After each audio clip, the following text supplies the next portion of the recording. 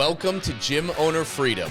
I am Scott Carpenter, and I am a former broke, struggling, frustrated, and overworked gym owner that felt stuck no matter what I did to try and improve the business. Once I realized that the answer wasn't what I thought it was, just getting more clients, and after really doing the math on acquisition and churn rates, I realized I wasn't even playing a winnable game to begin with. With my current price structure, mathematically, there was no way I could afford to pay my staff so I could scale up and out of the business, that I can have the time, the money, the impact, and the freedom that I always knew I was capable of. Once I learned how to add value by selling transformational programs to people who needed more than just workouts, everything changed in my life. Today, I own 6 gyms that all run without me, and I am free to pursue my passion projects and work just because I love to, not because I have to. And if that's a goal that we mutually share together, then this is the show for you. I'm going to teach you the framework to make way more money with less clients and open up a world of possibilities to you.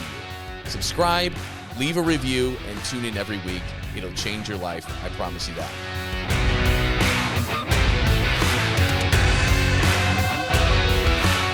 Today, we're going to talk about how to build indestructible wealth using the infinite banking concept. And it's kind of a lot of you guys have heard of IBC or Nelson Nash's like bank on yourself, creating your own bank, your own family bank, infinite banking. It goes by a lot of different names. And yeah, this is a more advanced thing, but this is exactly how you build wealth as a gym owner. Your gym needs to spin off big, sexy profits. And if you're not there, I'll have some stuff in here for you. And if you are already making some good profits, what do you do with that money to have your money make babies for you? And when you learn the right strategies, it's just a matter of time and you can guarantee massive wealth. So that's what's really cool about it. I'm going to show you how I've used infinite banking and combined it with my investments. It's not the sole investment strategy that I do, but I take cash from the business, I spin it off into a high yield savings account. Then I put in an infinite banking policy, and then I take that money, and you could just be done there and leave it, or you can loan the same money to yourself and buy real estate or expand your business to another location or whatever it is. But you can have your cake and eat it too with an infinite banking policy. It's kind of like a savings and investment tool that allows you to earn money on your money, but also use that money to buy real estate, to buy stocks and bonds, to expand your business. So it's something as entrepreneurs is massively invaluable, changed my life. And you guys know, I don't talk theory in here. I just show you what I've done and what I'm actively doing inside of my gyms and also inside of my investments. And we'll be looking at a few things I've done. For simplicity's sake, let's just look at my infinite banking policies and how I've used those to buy real estate. So really, I have 2 policies. We're going to open them up. We're going to look at them. And I've got 6 pieces of commercial real estate, including my primary home. And the thing is when you just take the profits of the business and have that work for you, you are not far off from retirement. You are not far off from working, not because you have to, but because you want to. Seth, you're QB in this call for me right now. You can't make someone else the co-host. No problem. I'll try to do that with Josh, who I saw coming in. Yeah, I don't see him right now. Oh, there he is. Josh, hang on. I'm going to co-host you. There you go. Appreciate it. But Seth, you own, right? You started in our scale program. You have Kick-Ass Gym. You've got another, and you own the building with 2 separate units. You're running a separate business, Stretch Therapy, out of one, right? And yep. And you've rented the other side out, which you need to find another tenant, but you're making money in different ways from the same business. This is how it is for a lot of us. Our core business are the gyms. Is how we make money. We need to take that shit seriously. Because if you can increase your profits, 50K, 100K, 200K, you can take the leftover amount of that and build an insane life. And I'll show you how I use 2 infinite banking policies. I use the same money to buy real estate. And now I'm making money in so many different ways. Cash flow. So just taking these 2 things, I'm making money just cash flow, right? I've got properties. I rent them out. Some are short-term and I use as my vacation home. Some are long-term. Some are the commercial buildings. But I make money when I pay rent and pay my expenses and after the mortgages. That's my cash flow. I also make money every time I make the mortgage payment. Every time I make it, it takes money off the principal, which adds to my net worth. In addition, all these places are appreciating, right? I'm just using 3% a year as a general number, but I make money that way. There's another way I make money that's not on here. And that is actually through tax benefits. The fact of the matter is when my money's coming into real estate, I get to depreciate that and offset that. And I'm not going to pay taxes on that for a very, very, very long time. Okay. But I added another thing. Before doing that real estate, before doing this, and this is something that if you're making decent money now, you want to do it. You want to funnel it through an infinite banking policy first. And now I'm earning a return a fifth way. And even what I have right now, yeah, that's making me, as you can see, cash flow about $27.50 a month, right? From my infinite banking. So you can see in a year, I'm cash flowing an extra 82 grand, not lifting a finger. All my properties have property managers. I make money through amortization, about another 69,000 per year. And my appreciation ends up being 158,000 using just 3%. Okay. So total in a year, just these assets that I sit there and I use the same money to buy them all. Infinite banking use the same dollars to buy the real estate. It's an adding over $300,000 to my net worth every year, not lifting a finger. And guys, I did this in 3 to 5 years. All these moves were made. And I put this in a future value calculator. And just looking at these assets, okay, just looking at these things, there's 5 pieces of investment real estate. The 6th is my primary home.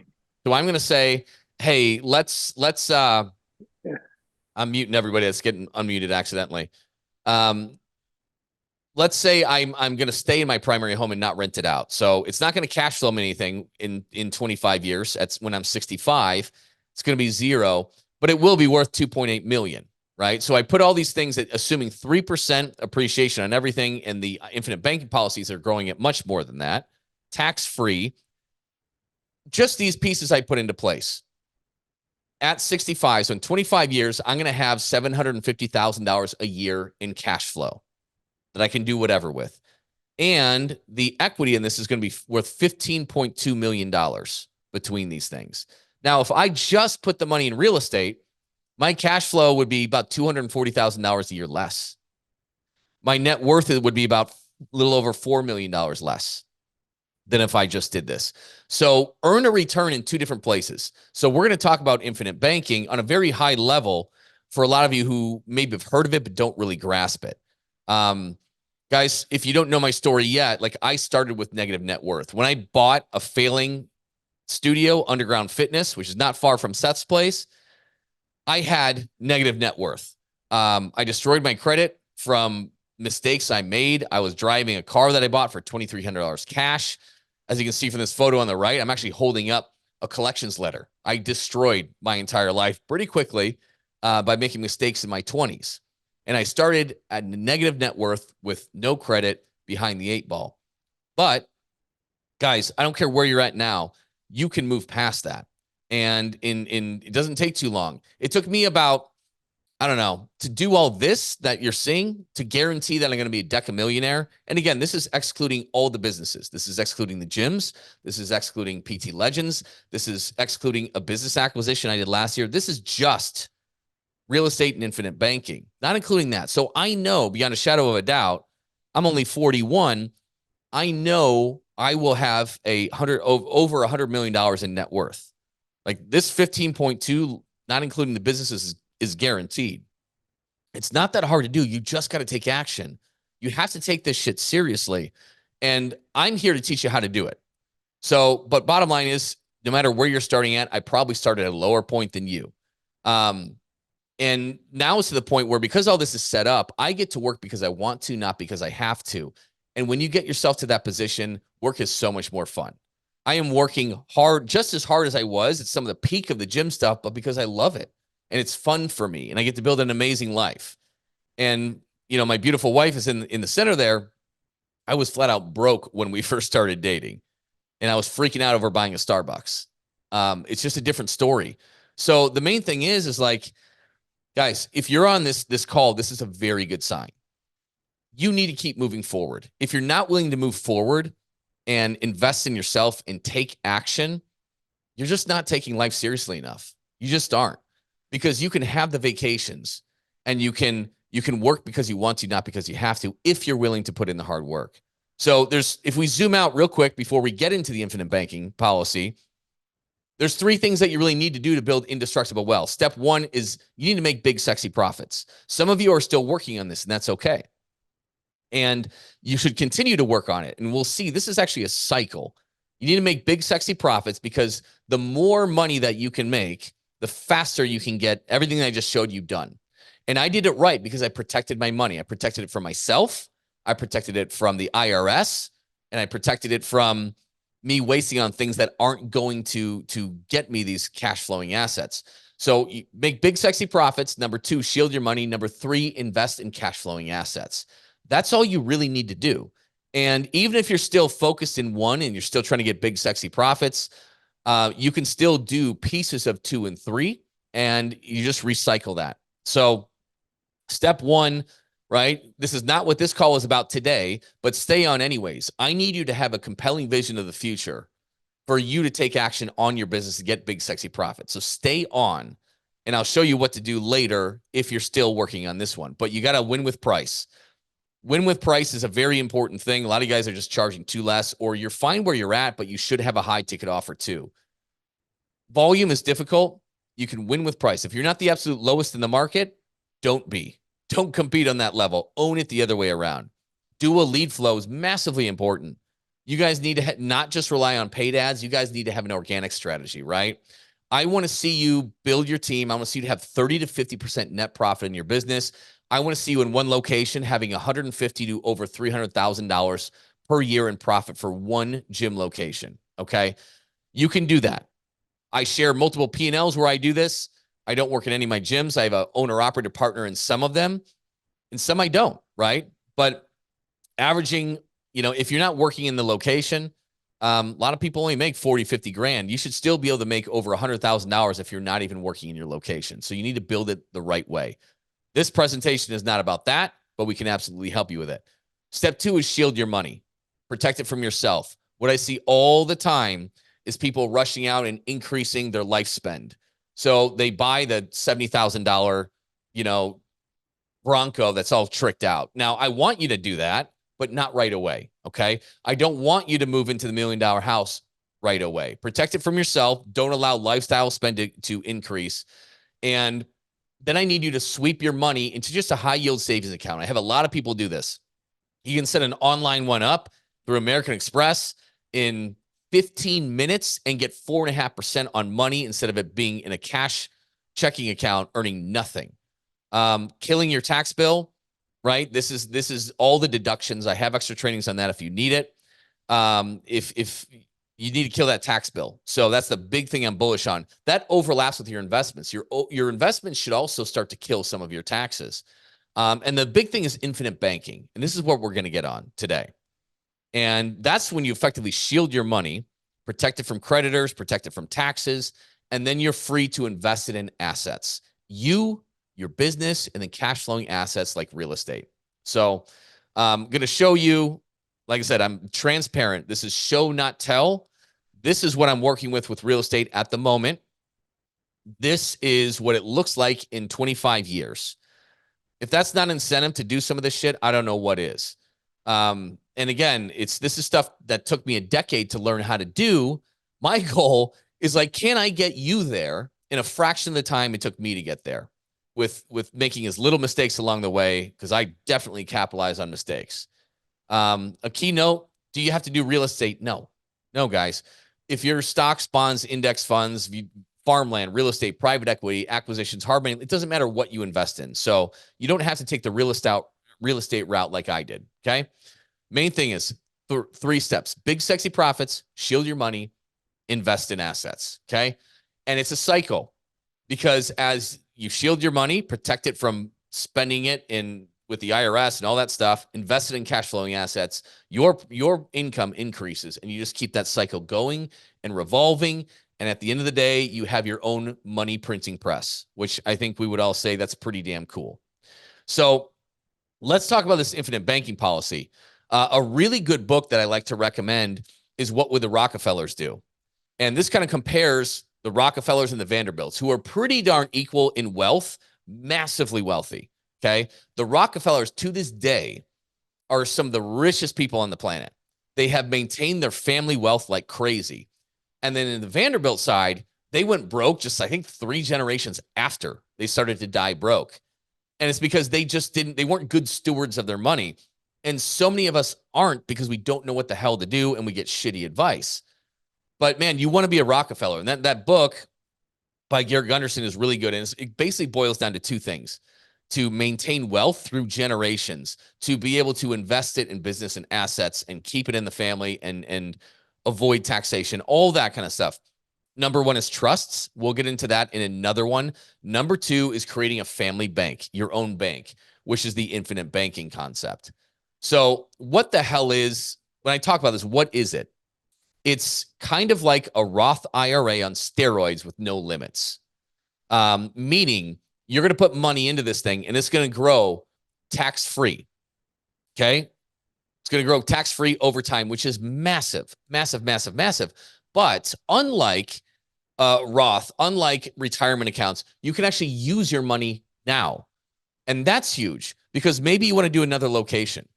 Maybe you want to get into real estate. Maybe you want to do X, Y, or Z. You need access. As entrepreneurs, we need access to our funds. Maybe you just need peace of mind that if you have a rough couple months because the worst happened, you lost a trainer and they took, 30% of your clients, moved them 1.5 miles down the road, said F you. You might need a little bit of a buffer. There could be something that happens in your family. Like, you can earn a return on all this stuff, but you can get the money anytime you need it.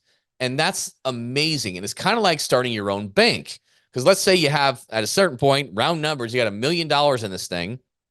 It's going to earn pretty much a fixed amount, say 6%. Okay. And the cool thing is you can get a loan against that. So you essentially, it's not technically loaning your own money. It stays in there. And that's a good thing because let's say you needed $400,000 because you're going to get this property. Okay.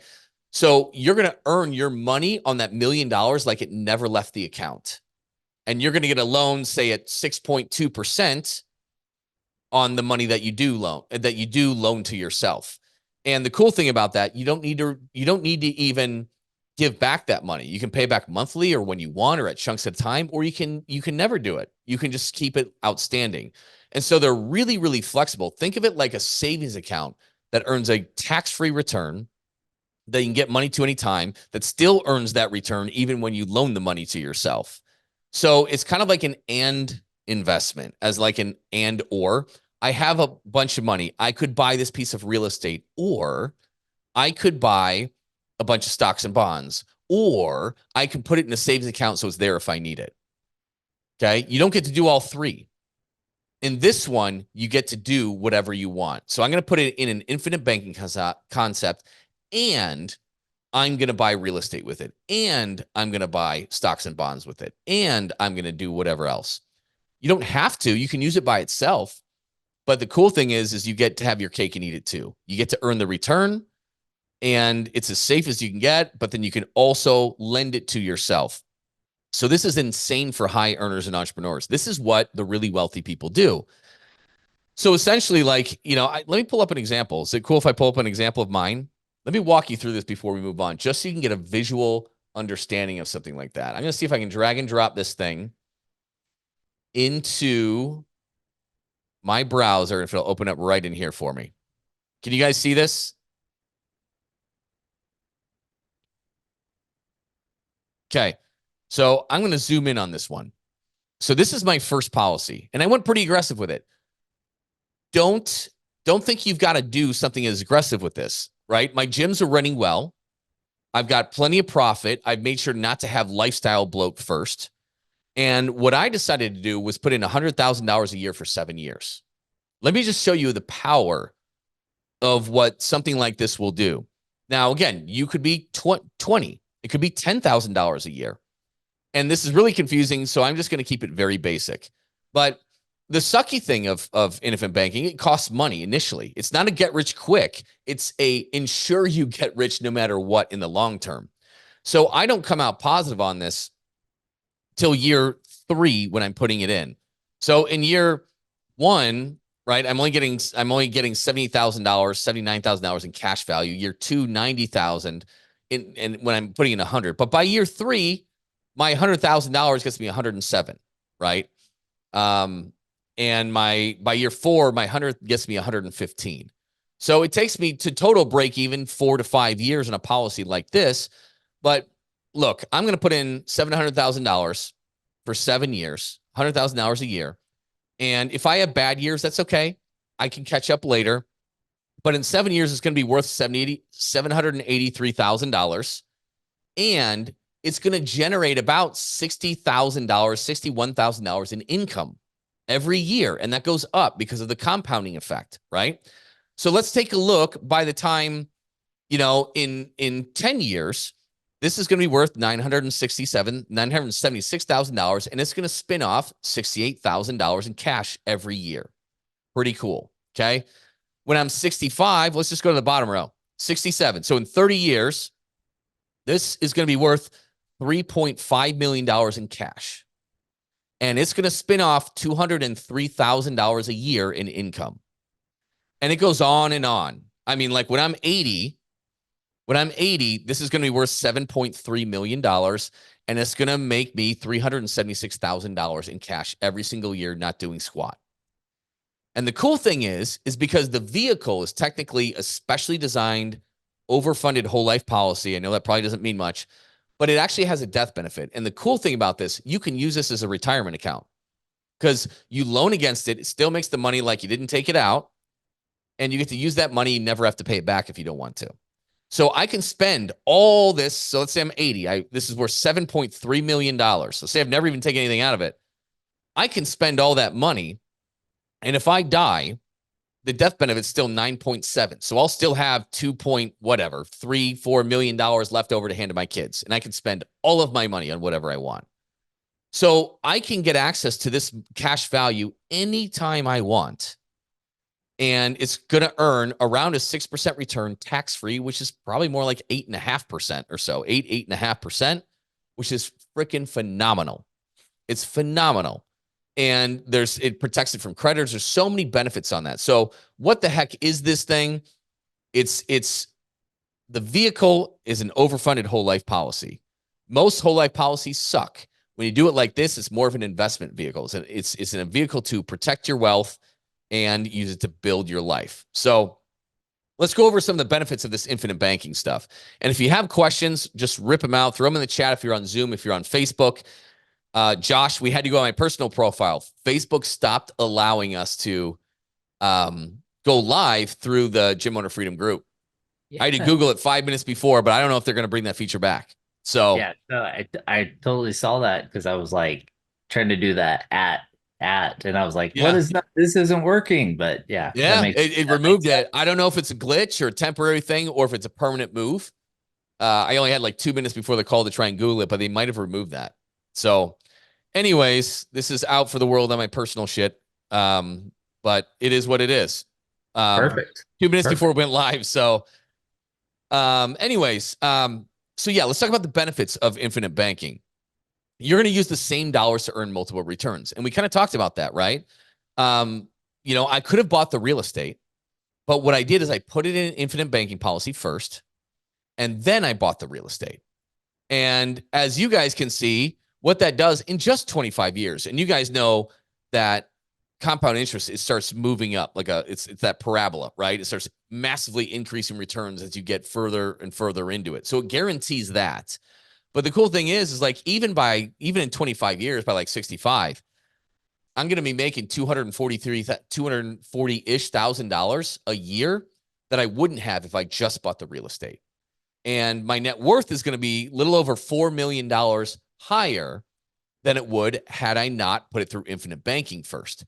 So, I mean, really simply, and I know this stuff is complicated. Would you rather do option 1 or 2? Real estate only like I did. And again, if you're more of a stocks, bonds, index funds, great. Doesn't matter the investment vehicle. But would you rather just do the investments only? So in this case, real estate only, I'd have $520,000 a year cash flow. Pretty good. Net worth of $11.2 million. Or I took the step to set up this policy. So it's $750K in cash flow as opposed to $520. And my net worth is 15.2 instead of 11.2. it's a pretty easy way to see it's a no-brainer. And like I said, even if you just do the infinite banking policy by itself and you don't want to bother to do the other stuff, it is still lucrative. Okay. So we went over that my guarantee plus dividends is around 6%, nothing sexy. But again, that's tax-free and that stacks huge. Even though the dividends aren't totally guaranteed, they have to legally be separate. These are companies that have been around for 100, 150 years and have never missed paying this out. They're the best financial stewards on the planet. They have literally met all their quotas and dividends, even through the Great Depression, through the dot-com bust, Great Recession, everything. This is as safe and vanilla as you can get, even though it's not a policy, not a way that you hear about quite often. So it's never missed over 150 years. What's another one? So your retirement and inheritance for your family is instantly taken care of for you and your family. This is the thing that keeps a lot of us up at night. Is okay, we might be worried about budgets and things now, or where will it be in a year or two? We've been through COVID, right? We're going through shifts in Facebook ads, which is causing issues. And it just leaves us with uncertainty. Like, can our business keep providing for us? Or is it going to make enough so we can comfortably retire and we don't have to keep working in our businesses or push carts at Walmart later on? And a lot of that is just how we look at quote unquote retirement. Like, I don't have to continue working. I love it. And that makes it all the better. But at the end of the day, we have this fear and we feel like we can't use our money right now in many ways. And some of us do it stupidly. Like, we scrimp and save for the dumbest things and then we blow it on stupid stuff. But at the end of the day, you don't have to just save and accumulate money and hope and pray that you don't run out before you die. You hope you don't outlive your money. That's stressful. And if you just have just some certainty on where it's going to be and exactly what you're looking at and the cash flow that this is going to spin off and it's not going to stop, that's really important. It's the difference of having a jug of water, and hoping you don't run out before you die versus you just flip on a tap and that constantly streams and flows, and you can use that money every year. Now, later, when you retire, and you don't have to worry about it running out. That is a much better feeling. I'm a big cash flow guy. And so when you have something like this, it spins off great cash flow. You know with certainty where it's going to be. You're not leaving it to chance in the marketplace. Another benefit, protection from creditors and lawsuits. And this is really cool because we can get sued, corporate veils and they can get pierced, all this kind of stuff. I don't know. My wife is a wild card. She might hit somebody. She has a disagreement in public and they're a bunch of assholes. I can see that happening. Josh, Nicole, she's fiery. She's not beyond that. I wouldn't say I'm beyond that in the right circumstance. But bottom line is, if you file for bankruptcy, there's not much that's off the table, guys. There really isn't. In almost all states, you have like really amazing protection from lawsuits, from creditors, from bankruptcy. It's a vault. And that's pretty damn cool because there's not a lot of things that can be totally off the record, off the books. People can't see it. It's a legal contract existing. The government can't tie up your shit. That's a really understated benefit too. Another benefit, you get to earn that guaranteed return. When a stock market dips 20%, guess what? You're up 6. When whatever melts down, you're up 6. That's a pretty cool thing. And again, that 6 varies a teeny bit, but it never goes down. And this is really cool because you get to capitalize on swings in the market, right? I don't fear recessions. I look forward to them. If real estate drops 20, 30%, guess who's buying? Me. If same thing with stocks, same thing with whatever. The thing is all your money is already in those things. Can you take advantage of a downturn? No. If all your money's in stocks, bonds, index funds, they dip 20%, the cash value of that dips 20%, right? Mine does not. So if it dips, I'm just going to loan that money to myself, buy it. It'll rebound. I'll make a bunch and I'll dump it back in. It's really hard to take advantage. And take, for instance, in 2008-9, that was the Great Recession. Properties out here in Arizona, they were giving them away.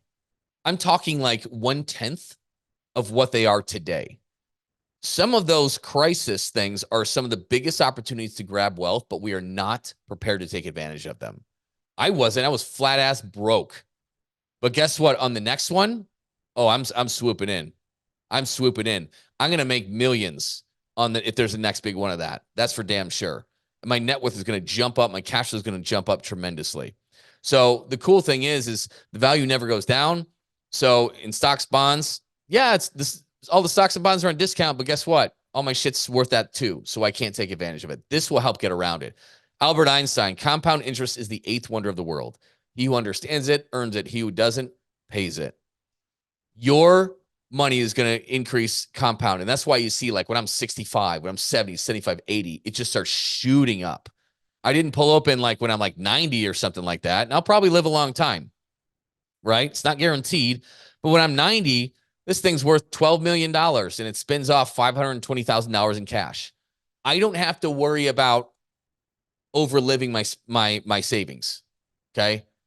This just keeps generating cash value. When I'm 100, this thing's worth $18 million. So I don't fear outliving my money. The compound interest is working for me. So, and that's not the same in the stock and bond market. Yeah, it's going up, but the negative years hurt you so much. It's not straight compounding. Another benefit, you get access to your money when you need it. This is massively beneficial for us as entrepreneurs, but also for lifestyle.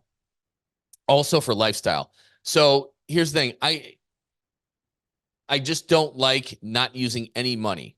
We're young now. We want to be spending money. We do. And we want to do cool things with our family. The best time to do things for your family or get the house that you want, it's when you're younger. You can't just wait to retirement to do all the cool shit. You do need access to your money. You know, like, not a good shot, but we've got a cabin in Flagstaff. It's under 2 hours, you know, and we go from Phoenix, and it's 25 degrees cooler in the Ponderosa Pines. We're like 7,000 feet up in elevation. 4 Seasons by the Grand Canyon is beautiful. You know, that's something I wanted for my family because we're going to spend years there. I was just in Cabo on an awesome business trip. My wife went up there with the kids. They loved it. That's where they don't want to go to San Diego this year for their birthdays and hit the beach. They want to go back to Flagstaff and build a fort. And this is lifestyle design. If you have to lock all your money away in retirement accounts and you can't touch that till you're well into your 60s, is that really serving you that well? I don't think so. You know, if I put my money to that, I wouldn't have all these different gym locations. I wouldn't have acquired multiple businesses. I wouldn't have near the cash flow I have today. It just wouldn't have happened. It wouldn't have been possible. I need access to my money now, as well as building for the future.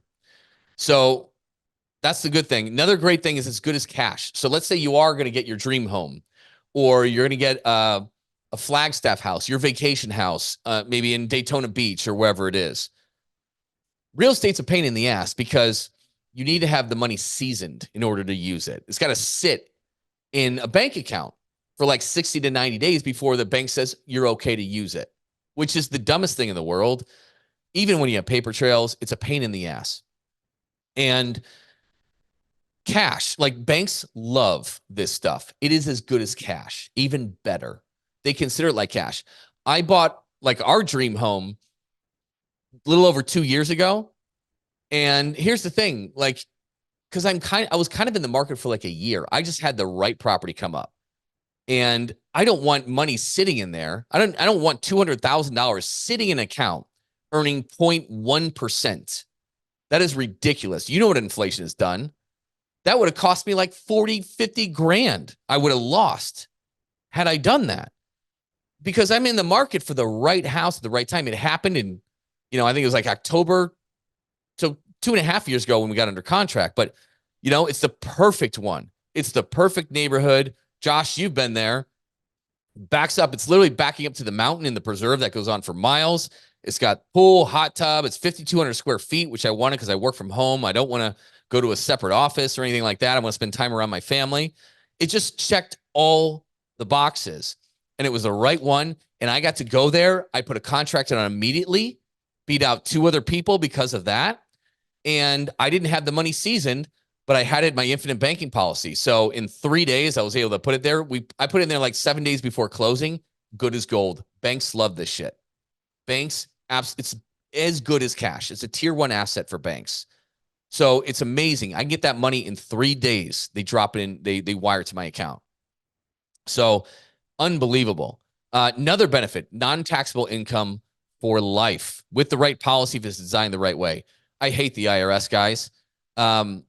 It's what they've done to our country is just unbelievable. It's just unbelievable. Income tax didn't even exist in this country until 1913. And it was like 1 to 7%.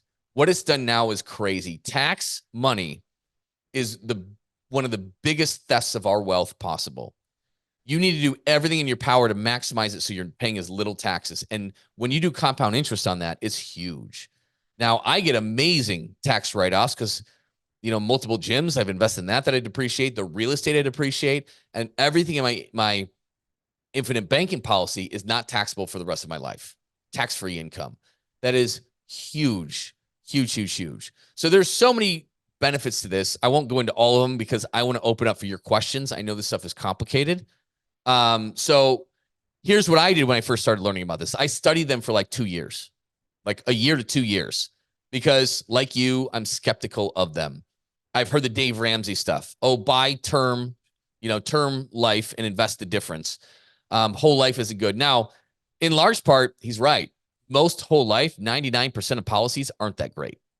They just aren't, because they pad the pockets of the people who sell them, and they're not optimized for cash value. They're not optimized as an investment vehicle, as a retirement vehicle. So if you're wondering why your wealth advisor hasn't talked to me about this, it's probably about commissions. They like to play the easy game. They like to take your money, get 1% on it, whatever their fee is, and sell you actively managed index funds with high commission rates. They just make a lot of money. They don't want to take that from their bucket. And also just, they haven't learned about this. They don't know how to design these policies. It has to be designed the right way for it to be effective, which again, I'm going to venture 99% of policies are not. And even when you try to get somebody to do an infinite banking policy, you may be getting a raw deal. And I had 2 people do a couple different policies, and the way they built them, same thing, same investment, but like they varied by the millions of dollars on how this was built on the left and the right. Now I grayed out their names and stuff so you can't see it. I'm not throwing anybody under the bus.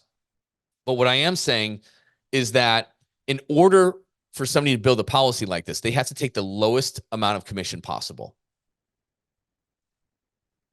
And you guys know where I'm going with that.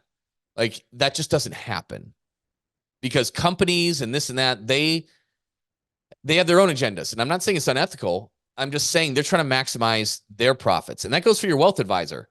Like, they make more money when more of it comes from your pocket in fees and commissions. Fact. And most things are just designed in their interest, not necessarily yours. I'm not saying they're not helping you. I'm saying that, some of it is just completely at odds with these incentives. And it's really hard to know who to trust and all that kind of stuff. So anyways, my 2 policies that I had drafted was varied in the millions of dollars. And I am all for getting somebody well paid. But at the end of the day, so you can make more commission, 3 times the amount of more commission, I'm not willing to give up $2 to $3 million. And I think you guys would agree on that one too. So you have to build these things the right way. I'll explain where to go to and how to do that in a minute. But first, who uses infinite banking policies? This should give you a good idea of it. So the middle class does not, right? They don't use it at all. They don't even have enough income to really make it work quite often. The middle class is just being squeezed like crazy. If you're in the middle class now, you're getting squeezed. We've got to work on big, sexy profits first. Okay. You got to take that shit seriously, because you are going to get squeezed and squeezed and squeezed and squeezed. Not only are taxes so bad now, inflation is the biggest hidden tax of all. And our governments have robbed us blind with what they have done with inflation.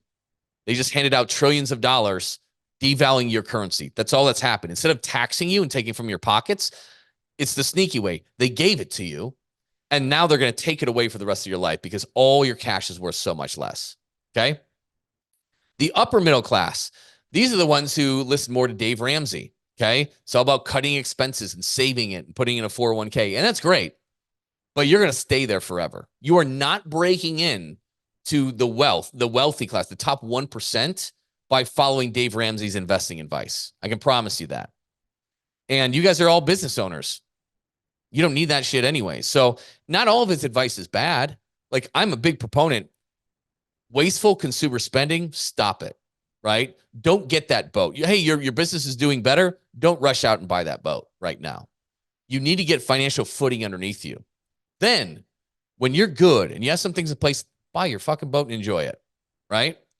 But don't buy your own boat and stress about the payments and storage, okay? That's stupid. So the top 1% use this. We're talking banks. Banks own tons of their assets in this.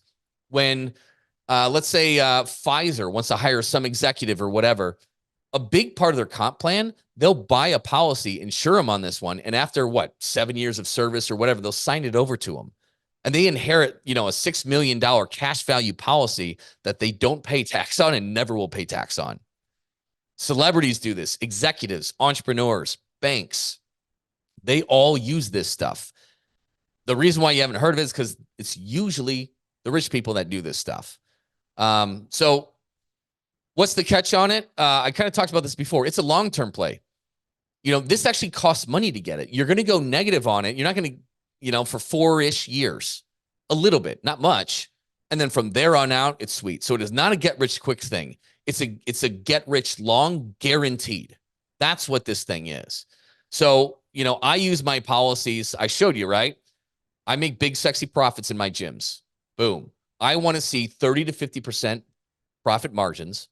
I want all of my places doing $200,000 to $300,000 in profit, right? For the whole ownership. I don't own all of mine 100%.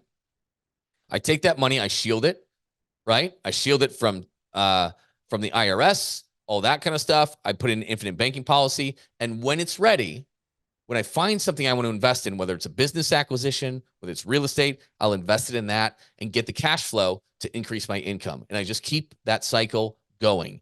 And again, taking all the businesses out, just looking at infinite banking plus real estate, I'm guaranteeing that I'm a decamillionaire. And I just really made 5 investments if I just exclude my primary house. If I rent out my primary house, I think that would add about a little over $200,000 in future cash flow too. So I'd be a little under $1 million in cash flow in 25 years when I'm 65. Not a bad deal. Not a bad deal at all. Right? The net worth is over 15. So between, I'm 41. I have a lot of work to do. I got a lot of work helping you do the same stuff. I've got future businesses and real estate that I'll be doing. I know I'm going to hit over $100 million net worth. That's just a guaranteed at this point. And it's cool when you have that confidence because then you can make the moves and do the things that you want to do. So I have 2 policies right now. The first one I got was on me. And that also protects my entire family. So if I die tomorrow, in 3 years, in 20 years, or I live to 100 years old, I never have to worry about money. My family doesn't, because the death benefit is actually awesome. My family's going to get millions. My wife, probably not functional in the workplace at this point. Okay. Can't rely on her for an income at all.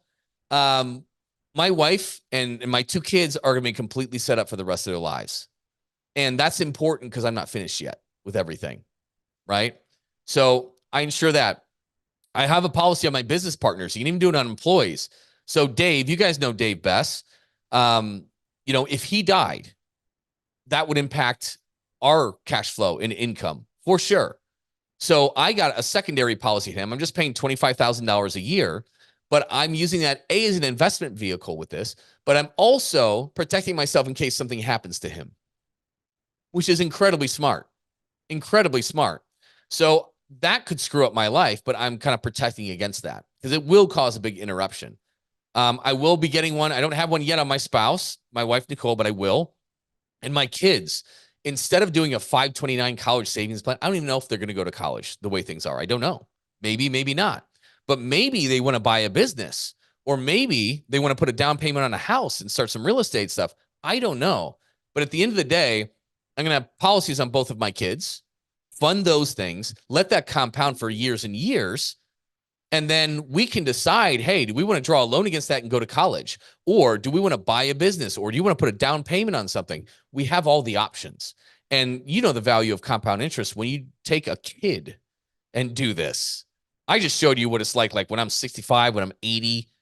Imagine doing this with somebody who's 3. Finley's 3 right now. Maddox is 7.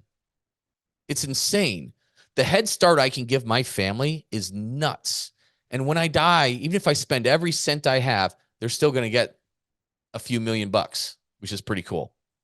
So I have 2 policies right now, but I'm going to get 3 more at the least. Josh, as we build PT Legend, we keep kicking ass, probably going to get one on you just in case you die. I won't murder you, I promise. So here's the thing, guys. Knowledge is useless unless you apply it. Some of you are not ready to do this yet, so hang on. But those of you who are, decided this is for you, would you rather, take investment options where you're doing real estate or stocks and bonds, or would you rather earn a return in 2 places by doing infinite banking, right? And creating a money tree? That's pretty easy.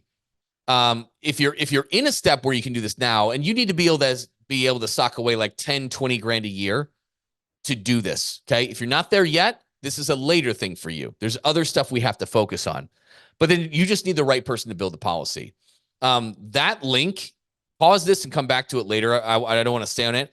I can build these policies now with an office I'm associated with. Okay. I got licensed a while ago. I've been using these things for 5 years, I think now.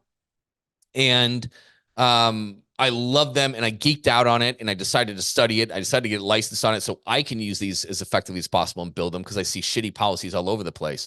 So I can do that. Feel free to use that link and book if you're there. Then you just build indestructible wealth. I mean, that's pretty much it. It's not complicated. It just has to be done.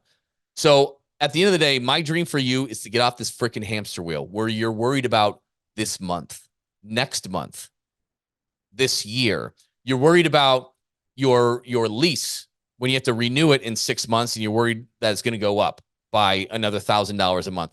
I need you out of that. Okay. And I want you in this situation like I am, where you work because you want to, not necessarily because you have to.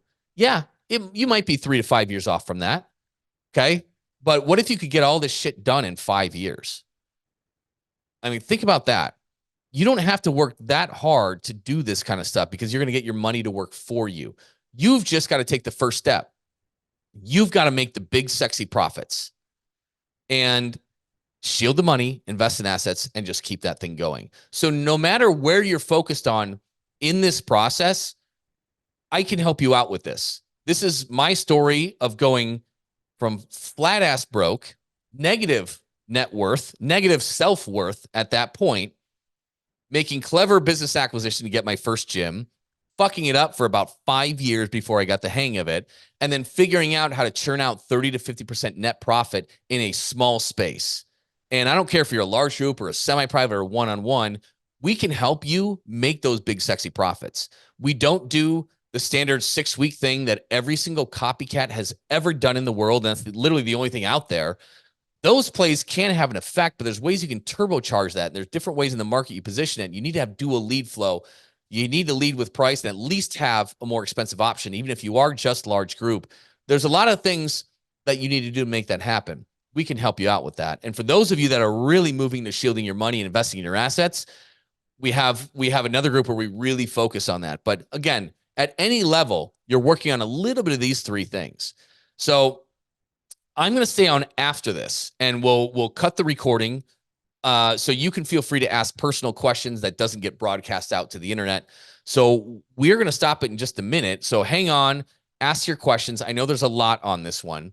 But at the end of the day, if you are struggling with your big, sexy profits, or you're moving into shielding your money, investing your assets, help me help you figure out your next move. If you're stuck in your business, is it leads? Is it this? What's your business model like? I can give you training and resources on exactly what you need to solve your problem. Okay. If you're moving more into the other stuff, multiple locations, business acquisitions, investments, cool.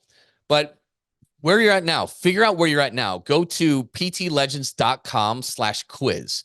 You can hit the QR code, ptlegends.com/quiz. Josh, can you drop that in the chat? Actually, I might be able to do it here. If you can put that on the Facebook one, that would be great, Josh, if you have it open.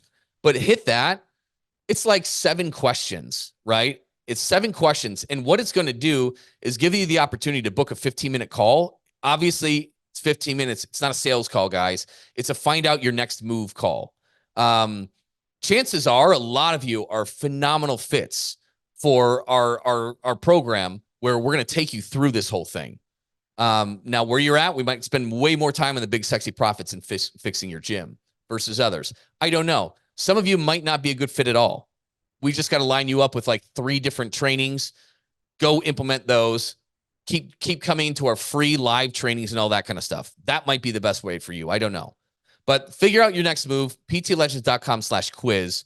And then, yes, you will have the opportunity after that to book a 15-minute call, and we will point you in the right direction. If you're interested in hearing about our Grow Mastermind or Scale Mastermind, where we can help you do this and get there, if I can save you a decade of having to figure this shit out and get further than you otherwise would, it'd make my day. But, we don't have to do that either. So figure out where you are. Let us align you with what we would do in your situation. You want to learn about our program, we'd have to book a separate call. You let us know. So did I miss anything, Josh? Before we open up to individual questions? No, I think that's it. Okay. So I know I had to talk fast on that, guys, because this is a big ass topic. And I will be doing another one where we get more nitty gritty on these policies and looking at this policy compared to another. Is it built up to the MEC limit? This is way too nitty gritty that I can't show you right now. We'll do another one at a certain point on that. But guys, for a lot of you guys, make the big sexy profits first. Unless you got 10, 20K a year or more to put into an infinite banking, that's a later thing. That's a later thing. Focus on your business. Focus on avoiding lifestyle bloat, and just dump stuff in a high yield savings account, which you can set up in 15 minutes through American Express, through Live Oak Bank. Do that and invest that in yourself and your business. When the big sexy profits are big enough, bam, infinite banking there. Get protection for you, your family, and then start taking the next step. But if I can do it with credit probably in the 500s, not joking, I can't tell you how many collections and foreclosures I had because of my mistakes from the .com crash or whatever that was in 2008, 2009. I can't remember. If I can do this, out of nothing, there's no reason you can't. It's just you got to take life seriously. I just got back from the weekend, took a trip to Cabo with a very eclectic group of other entrepreneurs. We had a SaaS founder, another gym owner. I'm a business coach in there. We had a guy who owns a sex toy shop, which is a generational business, which blew my mind. That's also a day trader. Real estate investor and developer in Sacramento, who's just super successful. And it was just amazing soaking in all this knowledge together and putting things together. This is how it's done. You need a community that you're all moving along in this, because the most dangerous thing for you guys is you don't know what you don't know. And there's only one way you can find it out, is by being around people doing these big things. These strategies, I didn't invent them. I pieced so many together over so long because I kept learning and searching and joining groups and networking. And it's awesome when it all comes together. But what we talked about, all that we had in common, a lot of different businesses, a lot of different backgrounds, was that we all took this shit seriously. And it was Akash who said that. We were recording some stuff. We were doing some content for our stuff.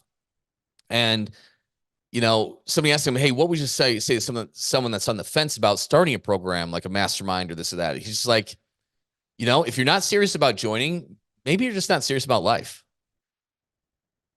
And he said that, and I immediately looked at Jason. I'm like, holy shit. Like, he just fucking nailed it. Because that's the truth. And for the first 6 years in business, I didn't do that. Because I already told you I'm skeptical as shit. Right? But B, I was also too big of a pansy to spend any money on it too. Like, it scared me. I grew up in a very scarcity-minded household, squarely in the middle class. My dad was both my parents grew up on farms. And it's, you save, you don't spend anything.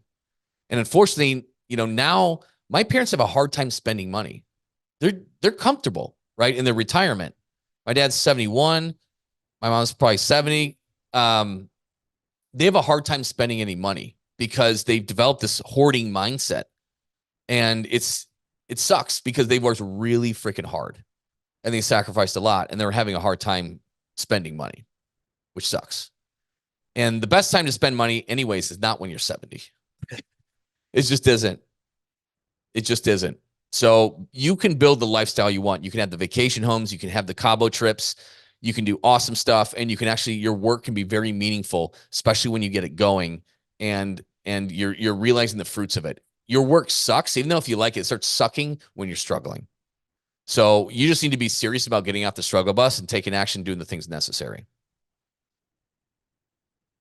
All right. So am I still live on Facebook, you think?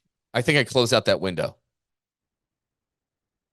Yeah, let's see. There's too many Zoom bars open. I'm live on Facebook. I'm going to stop that. I'm going to open up for questions. So those of you who aren't in the Zoom call, that should be somewhere. Some of you are live on Facebook, and that's fine too. We probably won't get that, but I'm going to stop it on Facebook and allow people to unmute themselves, ask in the chat, unmute themselves, and ask questions on this. So I'm going to stop it on Facebook now. Okay, guys. And I got the chat box open. Boom, boom, boom. All right. So fired off. I see a lot of people on, just not people showing their faces, of course. Go ahead and unmute yourself or just throw questions in the chat box. And guys, this doesn't have to be about infinite banking or any of the investment stuff either. When I say after on these lives every Thursday, you can ask questions about leads. You can ask questions about hiring. It doesn't matter. Your question is going to be valuable for every single person on this call. They're going to learn too. I'm not that great of a question asker, but when I'm in these groups and people ask questions, I get a lot from it. And so will everybody else. So there are no dumb questions here. And if you're on right now, which a decent amount of you are, ask the question. You're on waiting for others, but you have them yourself. So just throw them in the chat box if you don't want to do it over audio. Scott, what will be, like, say, for someone that is just going to be started, what will be your best advice to kind of literally, like, go open it up and start? You obviously, you in your situation have, okay, I have big amount of cash to put it on it, so say, but someone who still doesn't know and kind of put a lot, because you talk about, setting it up yourself from profit from your business, but then if it's a regular person, and wants to also kind of set up their kids and things like that. So they start with that, like say, in the case of kids, do you start with a smaller amount for them? Yeah. So first, what I like to do is I'm going to take a look at my cash flow. And I like to build these policies where in 7 to 10 years, that's all I have to put in for it. So, but what you kind of have to estimate is like, hey, how much can I put in there from 7 to 10 years? And, what am I comfortable with? And it's better to start with something that you're kind of comfortable with. And then you can always get another policy later. The cool thing is you're just overfunding it. So at the end of the day, to keep the policy and all that stuff, your minimum payment is pretty darn small. So if you have a rough year or 2 years, it's okay if you don't maximally overfund it. But what I like to do is I like to take a look at what can somebody comfortably put in per year and kind of build the policy backwards from there. That's what I like to see. What is the comfortable spot? Now, some people have a wad of cash in the bank too. Well, that gives them a head start. Somebody might already have $100,000. And so that might adjust. We might inflate up. Even if they wanted to only maybe save $750 or $1,000 a month, we could go with a bigger policy, because bottom line is their policy's already, for over 7 years, the money's already there, right? But yeah, for kids, what I would do, and I haven't done it yet for my kids, I'm just about to, I'm going to take a look at, what do I want to put in for them? And then I'm going to build that policy. I'm going to do my own, of course, now, but I'm going to take a look at what will that be for them when they're 18 years old, when they're 30, when they're 50. And enough is enough for that, right? The cool thing is I still get to retain ownership over that, and I can use it if I need to as well. I will eventually sign it over to them at a certain age, maybe 30, maybe 35. I don't quite know yet. Depends on how stupid they are. But the point is, I don't want to hand somebody something worth $1 million or $2 million when they're 18. So yeah, you can do them for other people. You can retain it, right? You can, for as long as you want it forever, you can still own it, or you can sign it off to somebody. But I like taking a look at somebody holistically, where they're at. what is their surplus cash flow that they can comfortably do? And then we would build that policy around that, basically. When you have to kind of, I say, if you build a basic, like you start with a basic, do you have to switch it to upgrade to a different policy? Like say, hey, I'm gonna put $10,000, but then next year I want to put $50,000, because situation changed. Do you have to, or you can put more of the $10,000 that you previously established the first year? There are limits on stuff and what you can do. And the reason is because if you put too much in too early, and the policy will make sure, if it's well built, it'll make sure you don't accidentally do this. It'll actually exceed what's called the MEC limit, MEC. And that's basically what the government is saying is that, hey, asshole, you're just trying to avoid paying income taxes. Right. And we're like, yes, exactly. Right. So the government, that's okay. Yeah, the government will limit you to some extent because this is a tax avoidance vehicle. You know what I mean? But if you do too much, they're going to ding you and say that's a modified endowment contract. And now that income is taxable. So there are some restrictions on it. And if most of us, if we're doing the right things, like you said, Cecilia, the money we're making now, we're going to make more money in the future. If you're doing everything right, invested in it and taking it seriously, you're going to make more money in the future than you are now. And so I went with a policy, the first one, 100 grand a year, but I knew like I'm going to be able to do more than that later on, but I'm going to go with something I'm comfortable with, right? For 7 years. And then I'll get additional policies. And that's a pretty good way to go too. So I don't want people biting off more than they can chew on it.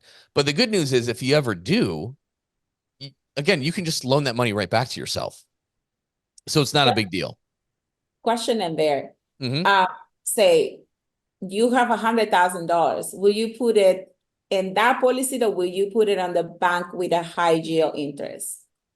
So right now, before you make any moves, if it's just in a regular checking account or just in a regular savings account like Chase or Wells Fargo, right now, put that shit in a high yield savings account right away, because it's probably earning 0.1% at Chase or a major bank. They rip you off. Okay, so let me do $100,000, and let's say you can get one at 4.5%. Okay, you're earning 4,000. Which you can for business accounts. So you can keep it in the business. And with your situation, Cecilia, I want you keeping it in your business, not transferring in personal because of your unique situation, right? So you're earning peanuts on that thing right now. If you just take 15 minutes and go to americanexpress.com and open up a business check account, or liveoak.com, and you just open up a business checking account, you're going to get around 4.5-ish APY on that. And so $100,000 times 0.045 is $4,500 in a year you will make doing jack squat, right? And you can effectively do that after this call in about 15 minutes. It's that quick and easy. So do that first because there's no reason not to, and then figure it out. Now, I know some of the situations you're going through, obviously, that I'm not going to share on this group call. You might have a pretty special case on a little bit of a variation on how a policy would be built. So, and I'll explain that to you one-on-one too, if this is a route, but let's get past this first hurdle, and then figure that out. Cause there could be a slightly different version of an IBC policy that might be a little bit better for you, with your unique situation. 95% of you should have policies built very similar to mine. And in certain circumstances, you can dump a lot more. If you have a wad of cash, you can dump a lot more into it year one and a lot less ongoing. And sometimes that's the way to go for unique situations. So, but we'll work on that, Cecilia, after we get over this first thing that you're facing. But for now, high yield savings account, just throw it in there. 100%. So you will say, for running a business, like say, for example, like we always carry like in Wells Fargo, so even if you have to do your payments, even if you still have to be movement, you still want to keep it in a high yield account? Yep. Okay. Yep. Absolutely. Absolutely. And that's, so basically here's what I do, guys. I have a high yield savings account that I transfer for this policy. I transfer $8,333 every month to it. Okay. And then when my big overfunded whole life comes due in November, early November, you know, I have $100,000 sitting in that account and I just paid in full. Now you can pay this policy monthly too. Okay. But basically I pay it, boom. And so all my stuff throughout the year, every month, $8,333 goes into this sweep account for this high yield savings. Boom, boom, boom, boom. There's over 100 grand in there by the time it rolls around, paid in full. Paid in full. So I set it aside in high yield and then I make that payment annually. But you can set it up where it's done monthly, and that's okay too. You get a little bit of a break when you pay in full like that. So, but for instance, you know, the policy I got on Dave, I'm putting in 25,000 a year. I'm putting in 25,000 a year. So I got to put in like, it's like an extra $2,000 a month I set aside and, you know, just pay that in full too. But again, guys, you can do this with less. You can do this with less. These are big numbers. Some of you are not there yet, and that's okay.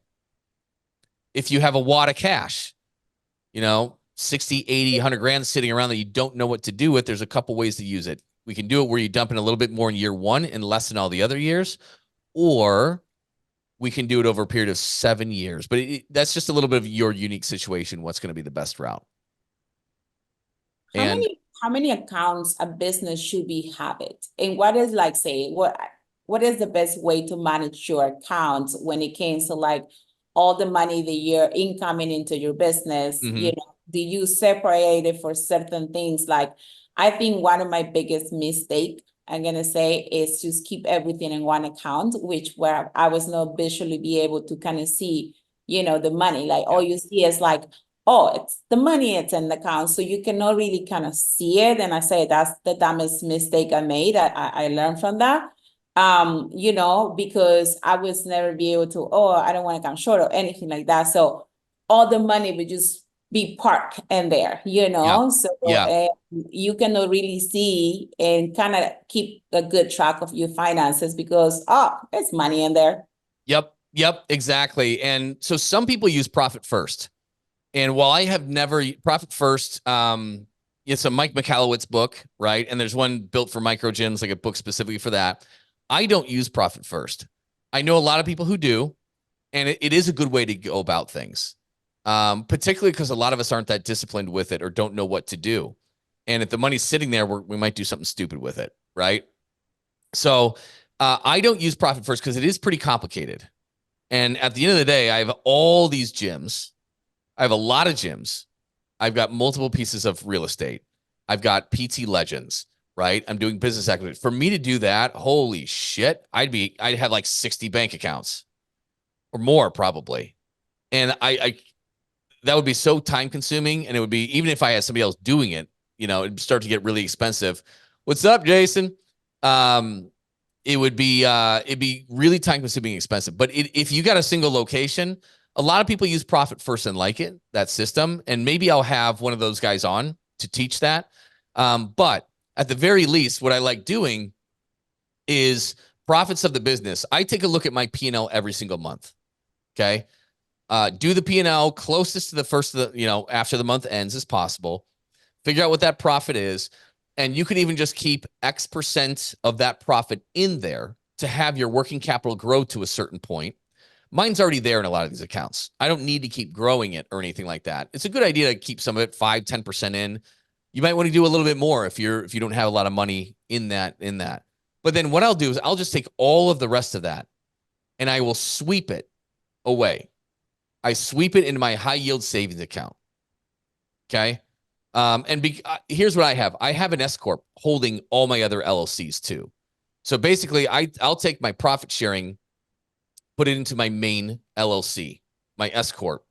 And then from there, the distributions I pay myself, and everything left over, I'm sweeping it into a high yield savings account. And then what I'll do over time, because again, it's that cycle. It's that cycle of I am basically taking my big sexy profits and I'm shielding it by putting it into high yield then infinite banking. Then when the time comes and I see a great investment, I'm going to invest in it, which then churns more cash, increasing my big, sexy profits and keeping it going. So I will take the big, sexy profits and I'll pay myself for all my lifestyle and personal bills. Everything left over, I'm putting in my high yield, or most of it, right? And then deploying it into infinite banking. And then when I find the asset and buy it. So that's it. So I will increase my lifestyle budget, but I do exactly that. I mean, I still only pay myself W-2 like 36 grand. That's it. And the rest of it comes from distributions. Why? Because I avoid all the self-employment taxes and all that kind of stuff. But so I make a consistent distribution to my personal checking account every month. And if my cash flows start getting good, or like, hey, we want to start having a bigger budget for vacation or travel, I will increase that, but only when I'm hitting, when I'm shielding my money first. So I protect myself from spending it on stuff I shouldn't spend it on. And over time, I allow myself to be paid a higher salary as the cash flow gets greater. Good questions, really good questions. You mentioned something. You say, do you have like a main, like you say, you escort owns multiple LLCs? Mm-hmm. And then say, what happens if one of those LLC get into a lawsuit? Is affect the rest of them, or it affects you main, or every single one is individual protected? You've got a pretty good protection with individual LLCs. And that's why if you do multiple locations or you do different things, you want them held by different LLCs. So one doesn't take down the rest. But yes, if you have a holding company that holds all the interest in your LLCs and one of your LLCs gets sued or whatever, you should be protected. Your parent company should be protected. And what I'm doing is I'm really the reason I have different LLCs is one, protection against liability. Number two, the way I can grow the brand or the businesses. You guys know I have multiple locations, right? One way I've really shielded myself from having problems with it and having to go back in if I lose a key employee is in a lot of them I have owner operators, even if I didn't to begin with. But like, we have Ron. Ron bought into my first gym. He ran it, capable of it. He wanted to buy in. And it's a win-win because now it's his baby. He's going to work harder. He's got skin in the game. So I got paid a chunk of cash. He's got 25% of the business, right? And it's a win-win all the way around. But then, if all of my locations are in one LLC, I couldn't do that. So it lets me build LLCs differently or sell them off differently. And then another thing too is, let's say you got a partner. Well, we all have a responsibility to maximize the shit out of our taxes and pay the IRS the least amount possible, right? So, but is it fair though? Let's say you want to write off your car. You should write off your clothing. You should write off trips. You should write off your home internet bill. You should be writing off your cell phone. You should be writing off your laptop. But when you have a partner, that gets really messy, right? So here's the thing. My partners also have their holding S corps, and that holds their interest in the gym, right? As does mine. Now we can both maximize our tax write-offs without affecting each other. Does that make sense? It's a little complicated, I know. But yeah, I have one holding LLC, which is taxed as an S corp. So I only have to pay myself one W-2 for everything at 36 grand. And then the rest I take on distributions to avoid all the self-employment taxes. And I limit my liability. I maximize the flexibility on what we can do with each individual gym and location or LLC. And so I have one LLC that's kind of my main baby and it holds the assets of the other ones. And I'm protected pretty darn well on all fronts that way. Yeah, I didn't know. I thought I was under the impression that every single LLC has to have like an S corp. So I didn't know like an actual S corp can hold multiple LLC and it's still it'll be protected. Yep. The big thing to know is an S corp can't hold another S corp. So the other ones are regular LLCs, and my S corp holds the interest in all of those regular LLCs, as does if I have a partner on them. when it comes to the multiple LLC, is it matter has to be under the same industry, or it can be like say, or you have real estate, fitness, consulting, whatever under your S corp, or you will have to create individually if it's different in industry. You can typically do it on the same LLC depending on how it's kind of set up and how your accountant did it first. If it's for any legal purpose versus whatever. I believe Bill Gates even owns all his shit through one LLC. I think it funnels down to one. I believe. I would have to confirm that. I need like a Joe Rogan has Jamie. I need like a Jamie. Just look. Jamie, can you look that up? But we need. Can you see if that's right, Jamie? I'm not sure. Let's see if that's right. Because I can search it right now, but like we need an all-star searcher. The best searcher ever. We need a chat bot. We need like an AI widget that'll do that for us. We'll call it. Oh shit! There's the business idea. We're gonna make an AI bot. It's going to be a research bot and call it Jamie. And we're going to sell it to every podcast host out there. I'm sorry, Cecilia, I totally forgot what you asked. What was that again? No. You answered my question. Okay, good. I can, yeah, but what do you got? That is confirmed that Bill Gates has his financial assets are held by Cascade Investment LLC. There you go. There you go. Yep. So guys, this is the shit that it takes a long, many years and many mistakes to learn all this shit and put it together. And essentially what I want to do is I want to save you guys from that.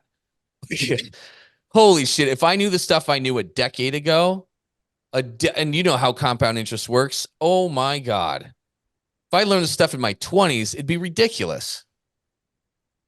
So it's just accelerating the knowledge base on this kind of stuff. And again, taking it seriously. Like, man, you want those Cabo vacations and this and that. Just do it. It's not that hard. And your network, when you're around people doing this stuff, the opportunities pop up. The opportunities completely pop up. You saw Jason on that. He was in Cabo with me. So he was the other gym owner that's there. With something that came across my desk for a potential acquisition, we're going to chat about that. He might be a really good fit for that. So these groups, these communities are so important to move ahead. If it's you on your own island, just trying to read books, and I'm a big fan of reading books, obviously, you need to take action. You need to get in front of people who are doing it. Great questions. Who else has one? Hey, just a quick reminder to everybody, if you are ready to start making an extra $10,000 more this month, every month, by making more money with less clients with transformational programs and create a consistent flow of high quality leads, you can learn more about what it's like to work with me and my team at PT Legends and how ridiculously affordable it is at CoachScottCarpenter.com. It is such a no-brainer that have more than pays for itself when we teach you how to enroll just two case study clients. Really, that's it. So go to CoachScottCarpenter.com and learn more about it. I know you guys have been on for like 90 minutes, so. I have a question. Okay, I know Fire. Sorry, I have a million questions. You always have questions, Cecilia. It's welcome. Okay, so do you have all your assets protected by a trustee? Yeah. And so when we talked about kind of a couple main things that kind of the Rockefellers do, right? So I'm basically stealing my shits from the Rockefellers and the Gates family, right? Good people to steal from, ideas from. But yeah, the trust is another thing. So trust, the cool thing about the infinite banking, which I did mention, another benefit is you don't even need a trust to get that thing working for you. Because when you die, all that goes to your heirs how you want, tax-free. So that's a really cool thing. It avoids probate. It avoids courts. It's going to get to them right away. No ifs, ands, or buts, and it's not taxable to them. So that's cool. Later on, you do want to get more advanced with trusts. Trusts will handle all the other assets, your businesses, your homes, your investments, who they go to, contingencies. So I had one built, and I'll have a specialist on here that will do the training for me because I know about them. I know how to use them, but I'm not like that great at trusts. You know what I mean? I don't have intimate knowledge. So I'm going to bring in an expert to talk about that. But at the end of the day, trusts are very valuable because you can avoid it going through probate and courts, and you can make sure the assets avoid all that, which is lengthy. It's horrible. And if you die, that's the last thing your family wants. It's really complicated. It might not happen how you want it to happen. It ties it up for a long period of time. But the cool thing is with trusts, like I have kids, so I get to dictate who raises them and how, and the money gets set aside for them and all this kind of stuff. And yeah, you avoid probate. It helps with the estate taxes and all that kind of stuff. It simplifies everything. What else did I want to note on trusts? And then, yes, so one of the important things is how the money gets to my kids. Let's say my wife and I die. I can't have them inheriting, $5 million a piece or whatever the heck it is when they're 18 years old. Probably more than that, right? It's just, that's not good. That's not good for them. And I think I have it set up where, they can get money for college or this or that or whatever it is. And again, that the infinite banking policy I'm going to do on them will replace that. But they get a certain amount of money at age, I think 25 or something like that. And then another at 35. And so, because kids are stupid, right? They take a lot. At least coming from my experience, I was pretty darn stupid until I hit like my mid 30s. So they need to, and I can dictate if they have to read books and write a report on it before they get it. I want to make sure that they just don't blow it all. So I can really spell out exactly what happens to them and how they can control that money and do it very safely. That's important, I think, because I'm looking at, I want to be the one that changes things for my family's future, generations from now. I want to be the one person who changed it all and set things up where you know where you're going in life and you're set and you're stable and you're a responsible steward of all the money and all of the wealth for generations. That is my big goal. That, and I want to spoil my family. I want to give them the experiences that I never had. But yeah, trusts will come a little bit later, but they're very valuable. Very valuable. And also you can get protection from litigation stuff when you do it that way too. Just another layer. Good questions. I have one more question because okay, so when you were explaining about that policy, okay, so you say, okay, you put 100,000 a year, but then you show another column in there that was about 87,000. Is that what they say? Because you say that infinity policy and it's gonna come like our own bank and we're gonna become our own lender. So it is certain amount or percentage, what you put in is what you can take it or lend you back? Yeah. Let me share it and open that up. So, that's the part that I was inquired. Yep. So like in year one, okay, at year one, right away, I'll put in $100,000 and my cash value is only 79,000. Okay. Now I can borrow up to 90. I can get access to like 95% of that within 30 days from starting the policy. You just got to wait like 30 days when you initially start the policy. And so I can get access to 90% of that. So 70, whatever, right? 70 something $1,000. And I did. I think it was maybe 2-3 months after I got this policy is when I got under contract for my house in Flagstaff, the house that we use as an Airbnb in our vacation home. And I took out around 70 grand for the down payment and to renovate a few things and some furniture. Josh, you're coming out in 2 weeks, right? Did we get your plane ticket, by the way? Or do we still have to get that?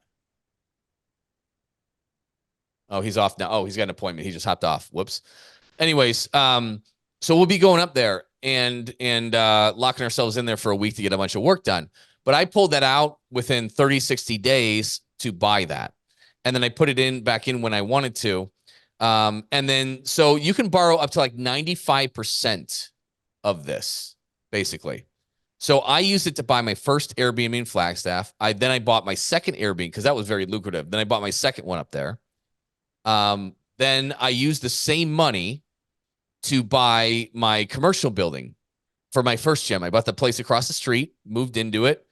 That project cost, I don't know, maybe a little under, I don't know, 650-ish, 700,000, something like that. And then I used it to buy, well, a lot of things. Then there's something else I'm missing. But then I had our primary home. So we're finally ready to upgrade into like our dream house, right? Well, I looked at if we go back to looking at it, this is LTR1, long-term rental 1. Okay, let me show you the current values. That's like the one that's going to be in then. So LTR1 right here. So I looked, I'm like, if I rent that out, I'm going to make $1,800 a month after I pay the mortgage, after I pay the property manager to handle the bullshit, after I pay, you know, all my expenses. Every time I pay the mortgage, it's going to be a little over $500 a month that the debt reduces. And at 3% appreciation, it's going to make $1,500 a month, right? If I sold that house, sure, I might have been able to net $250,000. And that's what most people do is like they sell their house, they buy their new one. Well, this was just a very good investment. And I'm like, I'll break even on that in 5 years, you know, because at the end of the day, and because I'm not even including tax benefits, right? That I'm not going to pay taxes on this money coming in for a long time. So at the end of the day, this thing's making me like 46 grand. I think I was renting it. It was more because during COVID, like I was able to rent that thing like crazy, right? Still the market hadn't like balanced. So, but at the end of the day, this makes me 46,000 a year doing nothing. I would break even on that in 5 years. So I'm like, let me just keep this thing. Let me take the down payment for my policy to put it on the dream house. And now I'm keeping this thing because if I keep this house over a period of 10, 20, 30, you know what it does. Like it ends up making me, you know, in 25 years, it's going to make me $6,000 a month and it's going to be worth almost 1.3 million. So I used it for that. I used it for a business acquisition last year to buy 22% of a business where I could do a value add. I've stepped in and used it on multiple levels. So you can borrow up to like 95% of whatever that cash value is. And then when you have to return it back? Whenever you want or not at all. So some people would be like, cool, if I bought a house, I'll treat it like a 30-year mortgage and I'll put it back in. I don't do that. It's too big of a pain for me, right? So I'll just put back in chunks when I want to. Oh, I have an extra 20 grand. Let me throw that in there. Sometimes not at all. So you could borrow 100 from it and not pay it back. The cash value will just be reduced. That's it. And it's still making money like it never left. So it's kind of a wash. You know, I'll be making around 6% like it never left. And my loan is around 6%. So you're still going to be having or gaining some interest. Say if you have 400,000 in the value, but you take 100,000, you're still going to be considering you had in there for? Yeah, it's still going to make the money like you had 400,000 in there. That's crazy. Yep. Yeah, that's the cool thing is like you get to have your cake and eat it too. So I use this a lot, you know, and I'm not afraid to use it. It's kind of what it's for, but you don't have to use it. If you just want to use this as a straight up retirement account, it's pretty badass too. But I think as entrepreneurs, it's invaluable for us to have access to money when an opportunity hits us in the face or just as a safety net, right? And we just don't get that if we're throwing all the money in the stock market because chances are we're going to need it in a recession. Guess what happens to the value of that in a recession? It's just the bed, you know, and same thing. When are banks likely to give us money? When we don't need it, you know? And again, business bank rates are like 12% plus quite often right now. Yeah. So you can get it at half the interest rate and you're still making money. It's almost 0% interest rate at this point, right? Because you're still making the money like it never came out. So it's such an amazing tool. It really, really, really is. I geek out on this stuff. And because, I mean, most of everything you see that I built, you know, this was the foundation. Well, big, sexy profits and then shielding it, right? I wish I knew that 20 years ago. So instead of spending, I would put it in there. Yep. Oh, God, the things that I wish I knew 20 years ago. Holy cow. Unbelievable. it'd be a whole different story.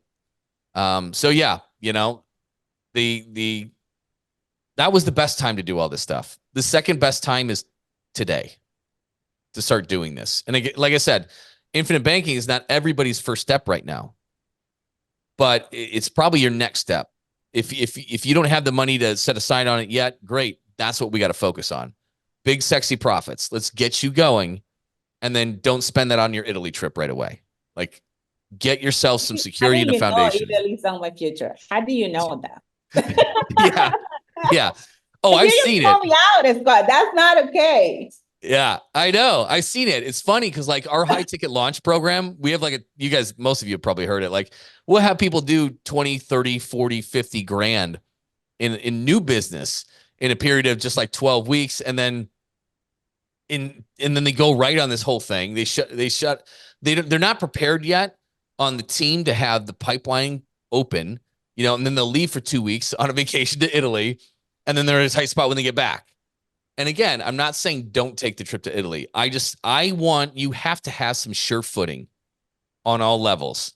Then I want your lifestyle to increase. Yeah, I mean, you nailed it. Like, put it in the high yield, then get your policy, funnel every dollar through that system, and then take your trip to Italy. Yeah. Yeah. Then buy the boat, then do whatever. Exactly. Just go high yield, infinite banking, then the thing. Yep. Absolutely. Absolutely. And yeah, like, I mean, we'll do a reno in our house, like our backyard and stuff at some point. I'll just take it from here. Yeah. So you can use it for the fun things too, not just the investments. Yeah. I know Sean was on here earlier. He dropped off, but he talked to me one time about buying a smaller policy or whatever just to be your vacation policy. Mm-hmm. Yep. It's that. Yeah. Yeah. So like you were asking, like, how many bank accounts should I get in this and that? These are like bank accounts, except you get the interest. Yeah. And so I've got my main one, right? I've got a business one, which is kind of like the one I got on Dave, right? I'll have one of my kids. That is my kids' bank accounts for, is it college? I don't know. Could be college, could be buying a business, could be paying for a wedding or a down payment. I don't know. And then, getting a smaller one. And hey, this is the vacation one we pull from. So it's doing it through here provides protection, guaranteed investment, access, all of the benefits that we talked about. And again, lawsuits. So you're in California, Cecilia. I don't need to tell you about that shit. You're I'm ready to run out of California. Yep. So the protection from creditors and lawsuits is pretty awesome. Because in business, we have to put personal guarantees on leases mostly for most of us. Sometimes you can get out of it, negotiate out. It's one of my favorite things to do is negotiate out. I like to protect myself against worst case scenarios because then I just don't have to worry. I can just live. So this provides a lot of protection on that front too. Guys, I have to say I'm impressed. There's still a decent amount of you hanging on with an hour and 40 minutes of maybe the most boring topic in the world. So kudos to you. I don't find it boring either. I don't. I mean, my degree was in economics. So like I kind of geek out over this stuff. I'm a spreadsheet guy. I like to see the numbers and that drives my motivation and growth though. Like when you look, like I didn't do a future value calculator until recently on just these pieces of real estate and the infinite banking. And when I looked at it, I'm like, holy shit, that's not bad. You know what I mean? Because I'm excluding all the businesses. I'm like, cool. Like, I feel pretty good now. You know what I mean? Like, I'm good no matter what happens. And to see it is bigger than I thought it was. Put it that way. And it just allows you to move and take calculated risk a little bit more, and have a little bit more peace of mind, right? Because I'm not done growing. I'm not going to roll over and die. Like I'm 41 years old. It makes what I'm doing more enjoyable. So $100 million net worth. That's where we're going. You're almost there. You surpass. It's going to get there. Because again, like this is if I just stopped and shut stuff off and just looking at real estate. It's not that hard. But again, you let time and your money do a lot of the heavy lifting and your assets. And then you don't always have to rely on your business at a certain point. And that's going to be nice. It's nice to not feel that pressure. All right. I've got to get off now, actually. I'm going to have to be the first one to bow out. So I really appreciate it, guys. Really appreciate it. Let me get that link to you too. So, I mean, some of you are already working with us, which is awesome. And those of you who are not, ptlegends.com/quiz. ptlegend.com/quiz. And if anybody is working and just wants to get an illustration put up on infinite banking, I'll be able to do that within a couple weeks. You've got my direct info, so just use my direct info and I'll send you a link to kind of just get a picture of where you're at and we can chat about it. But guys, I really appreciate it. Going to be here next Thursday, right? Next Thursday. Yes, I am here. Next Thursday, 12 p.m. PST, 3 p.m. EST, same place, same Zoom link. Keep coming on. Keep coming on because these skills will stack. This knowledge will stack as long as you take action and you move one step closer every single month, every single year. So appreciate it, guys. Thank you for hopping on. Thank you so much, Scott. You got it. Thank you. Bye-bye. Thanks for listening, everyone. If you are ready to start making an extra $10,000 a month or more this month by making more money with less clients and create a consistent flow of high-quality leads, you can learn about what it's like to work with me and how ridiculously affordable it is at CoachScottCarpenter.com. And if you got any value out of this episode, please pay it forward and leave a review for this show. It helps other gym owners find the answers to the huge problems that we all share. Thanks for listening, and we'll see you on the next episode.